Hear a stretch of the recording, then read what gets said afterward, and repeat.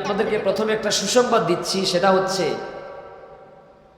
বিগত স্বৈরাচারী সরকারের আমলে আমাদের একজন প্রিয় ভাই, আল্লাহর কোরআনের একজন দাঈ, মাত্র কয়েক দিনের ব্যবধানে এই কোরআনের বরকতে, দ্বীনের বরকতে আল্লাহ তাআলা তাকে শুধু বাংলাদেশ নয়, গোটা বিশ্বে এক অতুলনীয়, অপ্রতিদ্বন্দ্বী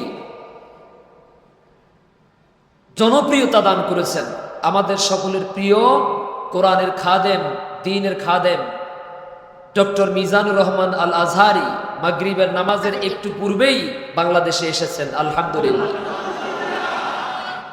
হয়তো আমরা অতি তাড়াতাড়ি, আল্লাহ তাআলা যদি পরিবেশটা ভালো করে দেন, ইনশাআল্লাহ যেই সুবর্ণচরে ওনাকে আসতে দেয় নাই, সেই সুবর্ণচর দিয়ে হয়তো ওনার মাহফিল কার্যক্রম শুরু হবে ইনশাআল্লাহ। তো এটা নিশ্চিত রাখেন যে সুবর্ণচরে আসবে ইনশাআল্লাহ।